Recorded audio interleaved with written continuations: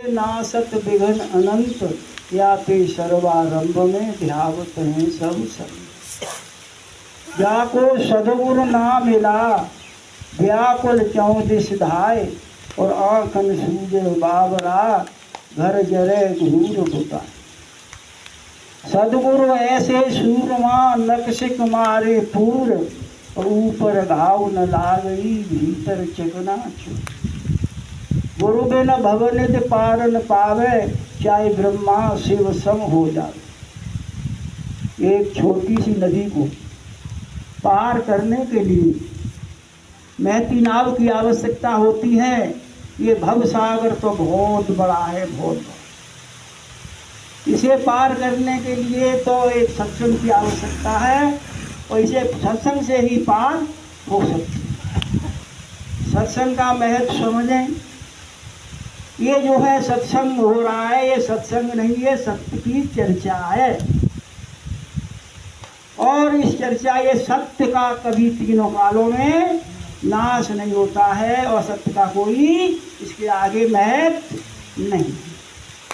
तो बंधुवर, मेरा कहने का तात्पर्य है इस श्रृंखला से जुड़े हुए कमेटी के सभी मेंबरों को मैं अपनी तरफ से साधुवाद देता हूँ और इसी तरह से इस श्रृंखला को आगे बढ़ाते चलें और समय मिलने पर मैं भी आपका सहयोग देता रहूँ। तो सुने, समझें और अपनी अंतस में उतारें। भैया कहने तक ही महत्व नहीं है इसका। एक कान से सुना, एक कान से निकाल दिया और दूसरे से सुना फिर इधर कर दिया, ऐसे काम नहीं चलेगा। जितना कहो उतना करो। और जो है हम संसारी जीव हैं, संसार में आए हैं तो हमको पहले संसार को जानना चाहिए। संसार में जो है किस तरह से हमें रहना है, बोलना है, चलना है, उठना है, बैठना है और सारी क्रियाएं, अपना कर्तव्य किस तरह से निभाना है, तब तो हम संसारी जीव हैं। तब इस संसार से पार हो सकते हैं। वाणी को सुधारो, झूठ मत बोलो, चोरी मत करो, किसी की हिंसा मत करो, व्यभिचार मत करो, क्रोध, ईर्षा, मान, छल, इन सब का जो है सदुपयोग करो। इनका जो है तुम्हें जो है बदलना है इनको। ये नष्ट नहीं हो सकती, ये शक्तियाँ हैं, ये नष्ट नहीं हो, इनका रूपांतरण करना है। विरोध पर जो है सारी ही संसार की शिक्षा ताड़ना पर ही स्थित है। तो क्रोध भी आवश्यक है पर सीमित होना चाहिए। जिन्हें के असीमित हैं या बच्चे हैं, बच्चे जब गलत रास्ते पर चलते दिखाई देते हैं तो माँ डांटती है, थप्पड़ भी मार देती है और बच्चा उसके चेहरे की तरफ देखता है तो मुस्कुरा जाती है।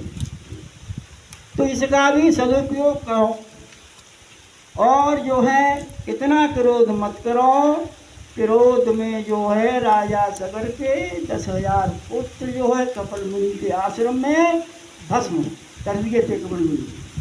और क्रोध पर ही महाभारत हुआ था। और मैं कहाँ तक आपको गिनाऊं, तमाम ग्रंथों में क्रोध के ऊपर तमाम विवाद हुए। काम भी एक शक्ति है पर इसका भी सदुपयोग करो।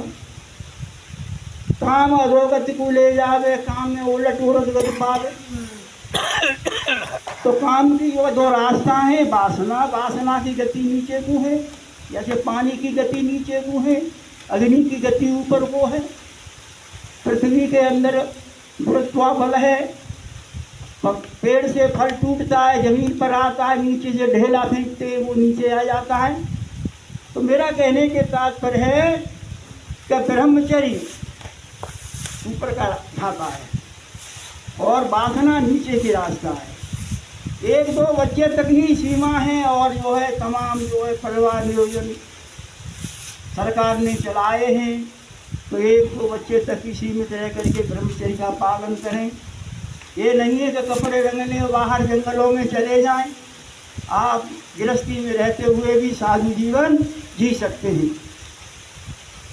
घर में रहे, काम करे, घर में रहे, दिन भर करे मजूरी और कहें कबीर तेरी भक्ति पूरी। तो ये काम का सदुपयोग करें।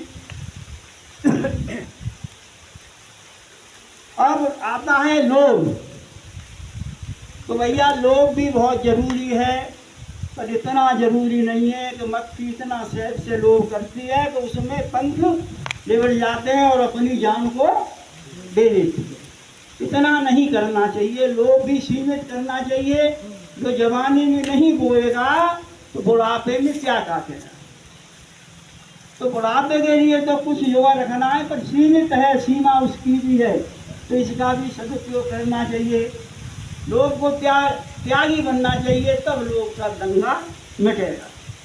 और मोह नहीं होगा तो कोई किसी का लालन पालन नहीं कर पाएगा।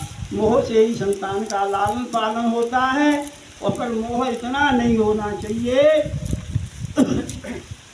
दत्तात्रेय अवधूत संत थे, जंगल में रहते थे और वहाँ उन्होंने देखा एक बरगद के नीचे एक कबूतर सूता था और एक कबूतरी, परंतु वो अलग अलग चुनते थे। धीरे धीरे कुछ दिनों के बाद वे आपस में एकत्रित होने के बाद में फिर उन्होंने अपना परिवार बनाया, 2 बच्चे पैदा किए। जब बच्चे सियाने हो गए तो कबूतर कबूतरी एक दिन बहुत दूर चुंगा के लिए चले गए। वहां से वापस आए तो उन्होंने देखा कि बहेलिया ने जाल डाल दिया, दोनों बच्चे फंसा लिए। कबूतरी से नहीं रुका गया, एकदम उड़ान भरा, वो भी जाल में आ गई, वो भी फंस गई। अब रह गया कबूतर। कबूतर बोला भैया मैं क्या करूँगा जी करके, मेरा परिवार ही सब नष्ट हो गया, इस जाल में फंस गया। वो कबूतर भी गिरा, वो भी जो जाल में फंस गया। तो इस तरह से इतना मोह नहीं करना चाहिए, मोह सीमित करना चाहिए। मोह का जो है सीमित रखना ही परिवार के साथ रहना चाहिए।